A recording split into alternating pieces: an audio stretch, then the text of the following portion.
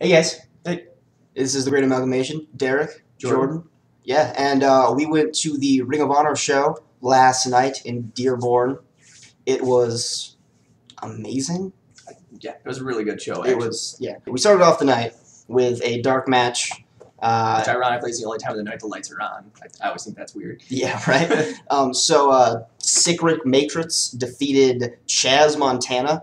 Nobody super important, and I'll get to the match in a second, but well, we start off with Truth Martini coming out to mad props. I mean, he's from Detroit, so, he's a babyface even though he's not, maybe wasn't supposed to be. Biggest dick in professional wrestling. So he's super excited, and he's talking about how even though things have happened, like with the House of Truth, he's always on the lookout for new guys. So he's going to announce the two competitors. So first he announces Chaz Montana. Chaz Montana comes out in this ridiculous cowboy getup and Does like the cowboy doing dance. his woo things and WWE yeehaw. it up bad. Oh yeah, and he like does a little thing with I don't know what it's called. Hoedown Yeah, kind of dance. yeah, whatever. Like they interlock arms and go in a circle, whatever. He's doing that with Truth Martini.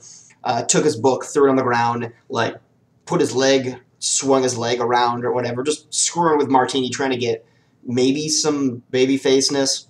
Then Slick Rick Matrix came out, And stood there for an hour looking doing a nothing. lot bigger than he did the last time that I saw him in Dearborn at a Ring of Honor show. I wasn't impressed with him last time, but he had a few screw ups last time, and everybody was the crowd was just hating him so much, and I kind of felt bad for him. You get an opportunity like this, and something happens, and you screw up, and then you're gonna get chastised for it forever, and nobody's gonna like you. So I was excited to see him again. Yeah, it was bad. Yeah. The match itself, like there wasn't any screw ups. The match was super slow. There was a back suplex, 3 scoop slams, and then the finish. That was your only actual grapple moves. Like it didn't look good it made neither one of them look good. Yeah, and one thing I did notice too is the Slick Rick, whenever he hit a move, he would overly slam people down for like side slams and backdrops and stuff, which I guess kind of makes you look like a powerhouse, but I just felt like that's something I noticed is he just dropped people way too hard. I mean, and he had a gimmick. Sort of, but like I didn't really follow it. Point is, when we go to the next show, I kind of hope somebody else gets a shot. Yeah. Like Derrick or myself. Yeah, or both of us. Give us a shot. Sure, let's do this. I can dance like a cowboy. Yeah. So, anyways, it ended off with a sit-out scoop, which did look nice and came out of Tombstone. nowhere. But yeah, like you said, it came out of nowhere, so it wasn't even something that like was setting up for that people were rooting for, and like everybody just wanted this match to be over. Anyways, so that happened, and then Truth Martini did the thing where he was like, all right, now are we going to give this guy a thumbs up or a thumbs down? And like all the crowd knew it. They were doing thumbs down. Nobody thought otherwise. And Chaz Montana, he was like, give me this. I want this. And no, he got this. Not even the 8-year-old. And then as he did like the, oh God, I didn't get it. Truth Martini hit him with the Book of Truth. First real looking move of the night. Yeah, and then and left. Oh, we totally forgot. He was so excited. Truth Martini was so excited that he was in Dearborn that he hit a Truth-a-Rooney, and it looked phenomenal. And by the way, Truth, I give you super mad props for doing that in like the skinniest jeans I've ever seen anybody ever wear. So the second match was BJ Whitmer and Rhett Titus against Bobby Fish and Kyle O'Reilly. And one thing you noticed, actually, and I noticed as well, is out of the whole night, I think Rhett's the one who sells entering and just like playing to the fans the most before a match. He had so much charisma coming into that. Yeah, and it was good coming off of this dark match that was kind of a disappointment because it got the excitement back up. And I thought that alone was a good start to the match. You got to give Rhett props for taking what was probably a super dead crowd after what we just saw and then pumping everybody back up. The match started off with BJ Whitmer and Bobby Fish, and from the start, this was great. Bobby Fish was hitting these, not even, like, they weren't toe kicks. You see other people, that, they hit the gut kick, the toe kick makes somebody groggy. He just cut through bitches with these sick-looking front kicks, and it was amazing. Nobody really had control like consistently until the end of the match. Yeah, I thought because it was good back and forth, and I thought they did a good job of breaking it up into several one-on-ones and tag fights within the match. Like it really told a story. It did a good job of trading off, and a lot happened. At one point, I was sort of nervous for Rhett Titus. He did a dive over the ropes, hit Fish and Riley, but like he didn't get all of them. And there's no mats. Yeah, it was just a gym floor. It was just a gym floor. And you just heard the loudest thud, and it sounded bad. But he just got right up and started doing dances, and it was great. Throughout that whole night, there were, for not being a padded floor and being just a gym floor, there were a lot more out-of-the-ropes dives that I thought I would see in that night. It was, and like you said, it was a great it was a great night. Great match. So, the end, before the end, BJ Whitmer, Jesus. He had some really nice, just like suplex combos. Yeah, just like one like suplex into a fisherman or. I liked the vertical suplex into a Northern Lights so fluidly, and it's just something I haven't seen. It's a fairly simplistic combo, I guess, but the way he executed it just looked fluid. So the end was O'Reilly picks up Titus. It was Titus, right? I can't remember, but I think so. They picked up one of them for a brain buster. Fish hits a roundhouse right before, and then. And I've seen him do that combo a couple of times. It looked good. So the second match, or third technically, is Jay Lethal versus Steve Corino. And I was looking forward to this match maybe the most because I'm a super nerd fan of Steve Corino. And Steve comes out and cuts a promo on Jay Lethal. The usual, he sunk to new lows using his parents and his family as a pawn to get to where he wants to get to. Just because lately that's been his thing is they spit on like his mother, and Corino said he's been with his mother, and this has been their argument. So that's where this comes from. And told him to apologize to Jacobs and Corino and Steen, and then Jay told them all to go to hell. And then the match started, and the match was good. It wasn't as great as I wanted it to be. Again, following a great tag team match like that might have been might have factored into it. 2 out of 5. Like the big stuff that I remember is Corino going for a lariat. I was excited for it. Didn't get it. Got stopped, turned, spun around, hit a lariat, and then hit a sliding lariat, and then a back suplex for a 2 count. A little more stuff happened, and like mainly Jay Lethal getting back into the offensive role, and then he finishes it with the lethal injection and the top rope elbow. Yeah, actually, I think he missed the elbow initially, too. He had a couple of his finishers towards the end. Is kind of what it started being, was like a Jay Lethal spot fest a little bit at the end, which was okay because it wasn't overdone at all. It was just an end of the match. In scum fashion, they talked to the fans. I think the big thing that Corino said, somebody yelled like, ooh, yeah, or, Macho Man or something, and Corino said, Macho Man's dead. No, it wasn't even that. It was during the match he said that. He said, Macho Man's dead, and that was like what got Jay back into the fighting spirit, even more so than when he told Jay that he slept with his mother. So, you can see that Macho Man Randy Savage, Jay's mom. I think it would be the same for me, though. The scale would be, like, think about it, like someone insulted the match, I'm going to be way more pissed than they make fun of my mom. That's more likely that happened, right? No. Match 4, Roderick Strong versus Silas Young. Silas Young comes out, mustachioed Silas Young, looking a lot like a young Rick Rude. With, unfortunately, he would have looked, to me, a perfect Rick Rude if he would have had Player Dose's mom airbrush on his tights, but Nick he didn't go that far. Ravishing Nick Nude. Art of Wrestling. You should watch it. Or listen to it. If you can watch it, do that too. Yeah, right? So, I don't want to say anything bad about this match because I like Silas Young and I like Roderick Strong, but it just didn't click. Yeah, like, going into the night, I thought this was going to be the best match of the night, or at least up there, just because of who's in it. And Roderick Strong, he's impressed me a lot lately. It kind of ended up being, it's not necessarily slow, but it wasn't the most epic match of the night by any means. And I think until the end, it didn't really start to pick up. Like, towards the end, it started getting what I expected the entire match to be. And then it kind of ended with one backbreaker, I remember. Yeah, there was one backbreaker in the match, which, really, Rod? Yep. Roddy, one backbreaker. Everybody was chanting backbreakers. Even Silas Young yelled at you to break his back. And yeah, even he asked you to do it. That's all so at one point, Roderick Strong, I think very early on, chopped him in 3 of the 4 corners. Hard chops, though. Yeah. I mean, it's Roderick Strong chops. Yeah. So, like, it got quiet, and everybody just, wow. And then at one point, Silas Young told everybody to be quiet like he was going for a chop, and then did this kind of, like feign kick to the back and then kick to the chest. And everybody booed him from it.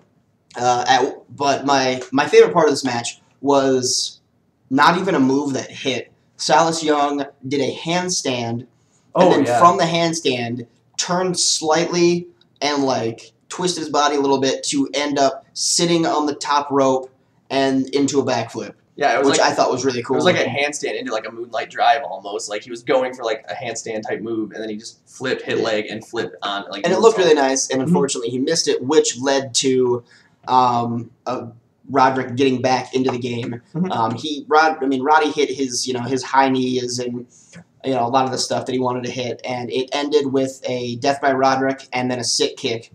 So I would have given it maybe 3 out of 5, just if I could have seen End of Heartache, which is his suplex into the double knees to the back. But I didn't get to see that. Like, I really wanted to see that move live. And unfortunately, I didn't get to. But it was a good match. But that's it. It was just a good match that fell flat with the rest of the night. So your 5th match, right before the intermission, was the world title match. Darius Thomas, hometown hero, capoeira expert. Yeah, and he didn't get a promo. I thought he might, considering it's his town or whatever, but they just went straight to it. Well, he's against Steen though. They're gonna give Steen the promo in that, I think, if anybody, like as the heel. So then Steen came out, billed himself from not Dearborn, just to solidify his heelness. He was already healing it up before that point. Yeah, and before that, first thing he does when he comes out, goes right next to us, like a little side, like we were in the corner on one side of the corner, and on the other side were these 2 8 or 9-year-olds or young whatever. Kids, yeah. And I think one of them even had a John Cena t-shirt on. I don't think they did that. No, there was a kid in the back that did, but none of these ones. Okay, yeah. These kids were cool actually. They were ROH kids. So anyways, he goes up, and the whole time he's like holding his hand up and walking towards him like he's gonna do a high five, and then at last second, no, flips off an 8-year-old child. and yeah, he got some heat for that. Yes, which was big. The match started with basically all Steen. Just absolutely no Thomas. They went out of the ring, dumps him to the ring, just throws him into the barricade so hard it tears off the Ring of Honor sign, picks him up, throws him into the other, like all the way to the other side. You got 3 of those in every time. Like the rail next to us was mangled by the time. Yeah, ours was the worst. It just it bent the barricade itself. Launched off the sign on all the barricades. And then he goes for the 4th one. Yeah, he goes for the 4th one. He gets countered. And I kind of have to give Steen crap on this because he no-sells the one rail he takes, which is kind of what Steen does in a way. And also, yeah, he's not going to fly as much. But I feel like when you just destroyed 3 barricades with a guy, the least you can do is oversell the one barricade you take. But he didn't even leave his feet. And I was disappointed because of that. They just got right back into the ring. Steen takes control again, ties him up on the ropes, and then yells, "I can do capoeira too." Does Steen's version of capoeira. Just rolls around. Just some rolls. No, it was preceded by karate poses, and then some rolls, and then a standard kick. Yeah, then a kick to the gut. At one point, I think this was before this actually. No, it was after the capoeira. When he threw him in. Thomas was like trying to grab towards the ropes. Steen stomps on him and then gets on the ropes and like grabs towards the fans, the people, and screaming as if he were in pain as well. And one guy yells, "Reach for the cheeseburger!" And Steen's reply is, "Fuck you, I like cheeseburgers." And then goes back to attacking. Steen was a little bit of a stand-up comic during the match, which I think is great. He does a really good job of that, of playing to the crowd. So I give him that many times over. He puts Thomas right in the middle of the ring, sits him there, and then sets him up. Yeah, he yells out, "Kick me in the ear!" because at one point in the corner he got like a shot to the ear, kick, yeah. one of those capoeira some sort of kicks. spinny flippy kick. But like his offense didn't really start until right after this, and Steen goes off the ropes, into the ropes, off the ropes, into the ropes, and then chin lock as he says, "Oh God, I'm tired." Yeah, and he stops like you think he's gonna kick the guy, and just says, "Fuck it, I'm tired," and throws a sleeper on the guy chin lock. Yeah. And then like right after that, Thomas starts getting some momentum back, hits a bunch of like really cool those capoeira kicks, and a couple counters in which as well. Yeah. Which I liked. And the first time I saw him was at the last Dearborn show, which was 2 years ago, and some change. Or a year and a half ago, it's changed. Not important. Anyways, when I saw him, he was the opening match. He was the dark match. And I saw that he did like all those capoeira stuff, and it looked cool, but you can't really go and have a really good wrestling match with just kicks. And like even though they're really cool, there's got to be more to it. Which leads to like something we were kind of discussing is the only thing I really saw him do in this match outside of capoeira. I mean, given that a lot of the time like he didn't have offense. But when he did, it was mostly the capoeira kicks. The only other move he went for and missed twice, I think, and then finally nailed was a nice double underhook suplex. He landed it beautifully. He had a tiger suplex, breached with it when he finally hit it, and got a 2 count on it. But I think we both feel if he starts adding more of that to his repertoire, he can just be so great as a wrestler because the capoeira portion is so unique to him. And if he can add to that, just add more to his repertoire, I think it'd be an amazing future. Yeah.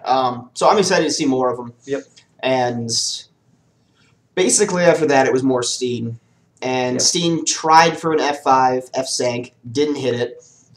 More attacks, went for another F-Sank, hit it this time. He kicked out. 2 count.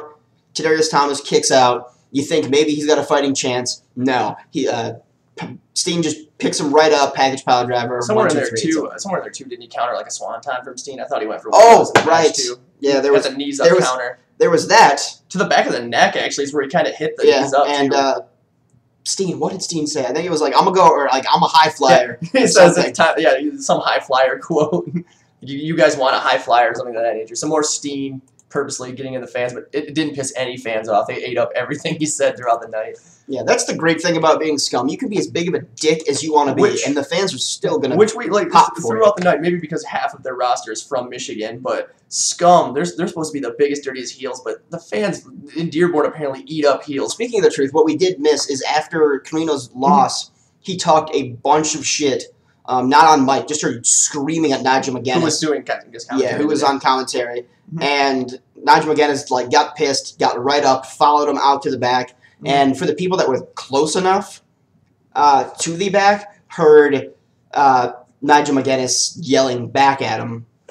And then right after a little bit of that, wait a few seconds, and then Martini came out and sat down and did the rest of the night.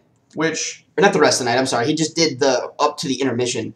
Yeah, and so he called this match, actually, the Steen match. Which is one thing I kind of want to see this one, whether it be on TV, which I don't think it will be, or on like DVD or whatever. I want to know what Truth's thoughts are because then he's commentating on a Scum match, and I'm curious to know what kind of thoughts he had for that. So, and then back to the first like actual not dark match, which for those of you who were there or have heard anything about this already know that this was possibly the maybe match of 2013 up to yesterday. This is where that tag match, which up to this point we were saying was unstoppable, can't be touched. This is where that became, okay, that was a good match, but seriously, what is this? So Adam Cole and Jimmy Jacobs. Jimmy Jacobs comes out first, doing his, weird guy, but he's basically Steen's AJ. Like, if I'm Kevin Steen, Jimmy Jacobs is AJ. Who is, obviously, if you don't know AJ, he's Jimmy Jacobs. He's Derrick's Jimmy Jacobs. But the thing I actually really liked about this entrance, and I love really cocky superstars, and I love that Jimmy Jacobs, for his entrance, poses on the turnbuckle, holds that pose through the entirety of Adam Cole's entrance, waves to him as he goes by, and even while the match is starting, he's still on the turnbuckle posing as the ref is asking him to do the code of honor. I thought that was a great start, great caricature and everything. And by the way, for those who think that Jimmy Jacobs is a heel, he followed the code of honor so much so that he kissed Adam Cole. He gave him a kiss. There is no other level of intimacy that you can give a man right before a wrestling match than a kiss. And he kissed him, and then he shook his hand. And then the match was on, and it was fantastic. Before it started heating up, though, one of the guys in front of me was yelling, write about it in your diary. Write about it in like 4 times. Write a song about it. And nobody was doing anything. Jimmy Jacobs finally gets maybe annoyed with him or whatever, or maybe just finally heard him. And the guy says, write a poem about it. So the match stops. Jimmy Jacobs looks at our side of the walks over the the ropes for this. Yeah, walks over the ropes and says the greatest poem I've ever heard in my entire life. Goes a little something like this: roses are red, violets are blue. Suck my dick, and then just goes back to wrestling. That's the greatest poem ever written. The was part of the poem, and I think that sells it and more. I don't know if you saw, but I laughed and said, that's the greatest poem I've ever heard, and everybody just looked at me. I was like, what? I know poetry. Yeah. Damn it.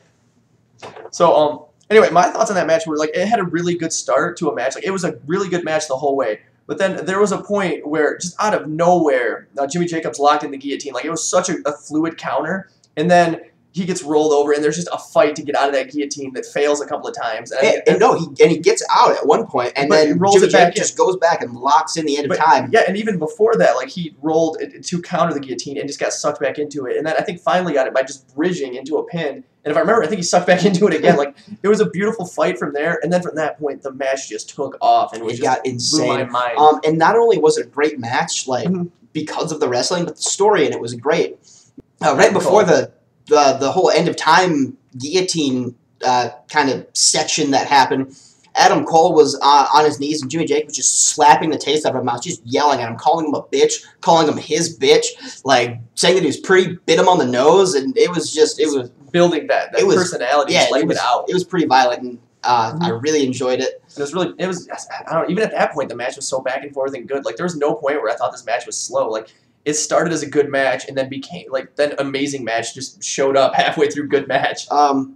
There was a kind of a rest hold going on there at one point in time, and Jimmy Jacobs got out of it, tried to get out of it by going into the ropes. He locked himself in the ropes. The second rope, the ref tried to stop it, whatever, and Adam Cole just followed him to the apron. So they start rolling on the apron.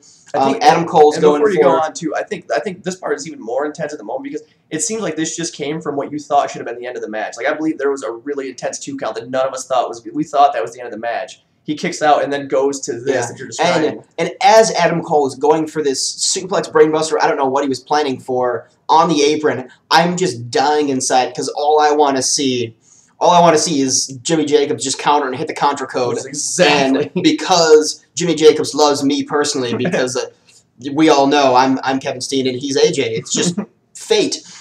He counters, hits the contra code on the apron. Everybody freaks the hell out. Everybody's clapping and yelling and whatnot. Everybody stands up and watches them just writhe on the floor for a 19 count. Jacobs gets in at about 18, and then Adam Cole just pops up, gets in, and then Jimmy Jacobs tries to go for a pin and gets a really long 2 count. And we all legitimately thought it was like this for a long time. I legitimately thought that I thought the pin before this was the end of the match. I thought that the 20 count was going to be the end, and then the pin afterwards was going to be the end. It was just so it was. And then there's just more and more back and forth, striking attacks, super kicks, and Adam Cole's trying to hit the Florida Keys. Can't hit it, keep trying and trying and trying, and then finally hit the Florida Keys for the 3, and nobody cared who won that match. It did not matter whatsoever. I literally everybody said loved it. I'd never want this match to end while I was watching, because it just kept going, and it never got stale. I just wanted that match to continue throughout the rest of the night. It was by far match of the night. By one of the best matches far. I've seen in forever. And Jimmy made that entire night for me. I have more Wrestler respect of the night for sure. I have more respect for the 4 guys in the beginning of the match, the tag team match, all 4 of them. More respect for them than I've had before seeing them, and I've seen some of them live before. And same thing with Adam Cole. I've seen him live before, but new respect. And Jimmy Jacobs, I always thought was so awesome. I just love his character and his insanity and everything, and it just through the roof. And just I great cannot wrestling. say anything more to say like how much I love Jimmy Jacobs last night. He was just amazing. I hope that match airs on television in some way because that match deserves it. And I told him I loved it, and he retweeted it. So Derek got retweeted by Jimmy I'm famous Jacobs. Also, awesome. Jay Lethal told me that he remembered me. But Jay, if you randomly come across this, I'm pretty sure you say that to all the girls, all the pretty ladies. All the ladies you want to just to make them feel great. Because you know what? I did, for a second there, I felt great. I was like, somebody actually remembered me, Derek Draven. I mean, I'm sort of kind of famous, maybe. Eventually, in the future, I will be, but whatever. And then I like walk away, and I was like, you know what? I just paid to get him to sign just a photo of him. He did that on purpose. He did that just to butter me up. Because honestly, before that moment, I was hoping that he was going to get murdered by Steve Carino. And right there, I was like, now I just hope that Steve Carino beats him. But you know what? Now maybe that I think like about a small package or something. Like he lowered it down to a small package. One of those TNA victories. Yeah. I don't want you to get just crushed. I want you to get TNA'd, all right? All right. So the 8th match, which this is coming into the night, one that I really wanted to see. Yeah, and I thought this was going to be match of the night. Michael Elgin versus Rhino. Yeah. And like I thought that was going to be fantastic, well, and it still was. I love this match coming in because not only have I always loved Rhino like throughout his entire career, and he's done so much, and then Michael Elgin has just been my guy in ROH lately, and then the fact that they're so similar in like size and build, it just made for a good match. Again, a stacked card, but this was another one of those big matches. So Rhino gets called from Detroit, grabs the mic, yells at the announcer who said it, and said that he deserves to be billed from Dearborn because like he grew up in a house and then like named the street, and he takes his kids to the swimming pool that's in this building, and he's been in the jail, names the jail. He got drunk across the street, and then he lost his virginity during the promo. He says that like he lost his virginity and like names like the corner streets, and everybody pops, and like the 8-year-old kids are just yelling for Rhino. Might have been his kids, I don't know. Yeah. He just planted some kids in there. Like, I need you to cheer for me. So the match starts off pretty quick. They just start brawling, get out of the ring. It was a punch fest. They go into the crowd, go around, do a lap around the crowd. At one point, there's a pop across from us, but because of a goth Amazonian transvestite chic dude, I don't know what the fuck was going on with him. It's in our way, that's for sure. Yeah, like, I couldn't see anything. So, whatever that pop was, I'm sure it was awesome. But, like, I don't know who took the move and who got the move or blah, blah, blah. And unfortunately, this was I guess it wasn't near half the match, but it was a long part in the beginning of the match. It was all out in the crowd, so we saw little of that. So they finally go all the way around, come back in.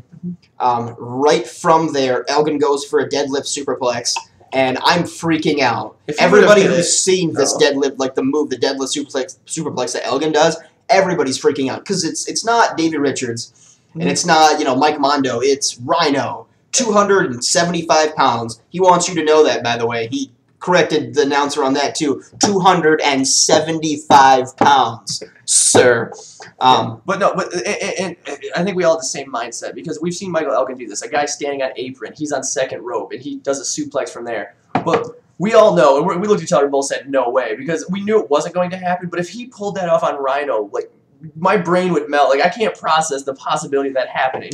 So, unfortunately, didn't hit it, but goes, more fighting, goes across the ring. Rhino hits a superplex on Elgin, breaks the ring, just cracks it. Match keeps going, though. And at one point, Elgin deadlifts Rhino from the ground and bridges with a German right on that same spot. Fluid and beautiful and amazing.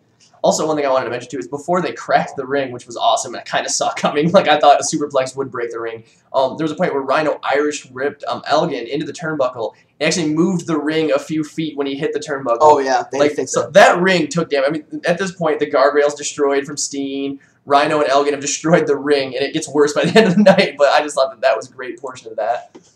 So I think after that, they went back, and they just started this off, too, the constant big guys trying to hit a lariat on each other. Yeah. And then finally the lariat got hit and sold amazingly. Yeah, Elgin backflipped after Rhino hit a lariat. Finally won the lariat contest after like 16 failed lariats. He does like an entire backflip, and I was like, I love a big guy selling a move like that. Rhino hits the gore. Everybody screams 2 count. That's it. I love this because it's exactly what I wanted. I want to see the gore live because I love the gore and it's beautiful, but I still want Elgin to win the match, so I'm glad when he kicks out, but I'm still so glad to see that gore made my day. Elgin gets up, takes position back, tries for a Revolution Bomb, isn't able to get it, back fist, and then goes back to a crossface that he hit earlier in the match. And just out of nowhere, didn't think that this was going to happen because when he hit the crossface the first time, he had it locked in for a while and nothing. Hits the back fist, hits the crossface, tap out. Out of nowhere submission victory. It was a fairly abrupt end, but I mean, it's a crippler, so, a guy gets crippled, it happens. Either way, it's 3 out of 5. And the thing, too, you got to realize at this point is there's still a match coming up after this. The ring is worse for wear. A guy's coming out taping the ring, and then we still have a tag team title match to come up. I mean, this is where this night was insane. And because it's Dearborn, and whoever helps the ring get back into shape gets a chance. The last time I was there was the biggest "This is sweeping" chant. This year that I'm there was a duct tape chant. Tape, which he holds up. Yeah, the crowd was super stoked that the ring had been taped. All right, so here's your main event: World Tag Titles being defended by the Briscoes against the American Wolves. Another great match, actually. It was a really good match to watch. Classic Briscoes is all I can say about that. They do their thing. The Wolves are, just as amazing as always. Kind of heelish on both ends. They both kind of do heel maneuvers. There was a lot of cheating. I think the American Wolves did more cheating and heel tactics, but like the Briscoes were not against it. They would do the same thing on their end, and I loved it. Yeah, I loved that. Everybody hit the stuff that they wanted to, and then, like I had called it, Bobby and Kyle come out wearing scarves, respectively, because Christopher Daniels, Derek Draven, if you're going to be a real heel, you need a scarf. By the way, scarves. Bobby Fish had this exact same scarf. I think his was thicker and more pompous. No offense, Derek. I know that offends you, but I think he had a more pompous one. He had a pink shirt, so that helped bring it out. Yeah, I guess. Technically. Yeah, that makes sense. Pink shirt plus, yeah. Which we would have had they been selling I'm a Lady t-shirts there, but yeah, right? They missed out right there. There would have been 4 they could have sold. And Mike Bennett didn't show up and said for that. I thought about buying his t-shirt, but since he wasn't there, fuck him. Yeah. It was Maria's t-shirt, to be honest. Anyways, dives from the Wolves. At one point, Eddie Edwards chops the chicken grease out of Jay Briscoe's pores. Into the crowd. Yeah, into the crowd, too. Like, somebody had chicken grease all over him. I think that was spit, but we'll go with chicken grease for Derek's sake. And then Richards is on the top rope, and Eddie Edwards has him. They're setting up for the Doomsday. Bobby Fish and Little Sheamus called by one of the fans that night. Earlier in the night, yeah, called him Little Sheamus because of the green tights and the pale skin. Loved that. They just kind of walk forward, distract Richards. Mark Briscoe pushes him off through the announcer's table. Another broken part of their setup for that. Somebody got in my way, so I think there was did Mark Briscoe hit the Doomsday from there? Yeah, they hit the Doomsday. Doomsday for a 2 count, but like I thought it was over, so like I started talking to Jordan, and then I hear the count again, and as it would turn out, Jay hit the Jay Driller on Eddie Edwards for the 3 count and retaining the titles. And that was pretty much the night. No promo after that, just everybody going home. There's American Wolves chant for the Wolves, and then we ate some Subway. Well, and our thought, too, on this last match is, going into it, I would have loved to see the Wolves win the titles and still feud with O'Reilly and Fish, because I don't want that feud to end right now. I want to see that go on and become deep. So, I mean, it was kind of good that they interfered in the fact that it means there's still going to be a feud there, but it's bad in the fact that I would have loved that feud to have been for the titles. Nothing against the Briscoes, and they're great wrestlers. I love the Wolves, and I think that having the titles on the line with those 2 tag teams could have just boiled into such a blood feud. Also, as I noted, the table's been broken at this point, so I feel like that ROH didn't want to take anything back with them from Dearborn, so they broke the ring, broke the guardrail, broke the announce table, just left everything behind. One of the lights burned out halfway through the night. It was leave the equipment in Dearborn night. And we're going to leave you with this, Dig. As Jordan mentioned, he's like, all right, so a superplex by these 2 gigantic men, one of which is the Unbreakable Michael Elgin. Yes. So when the Unbreakable Michael Elgin meets a ring, obviously the ring has to break. Who didn't see that result?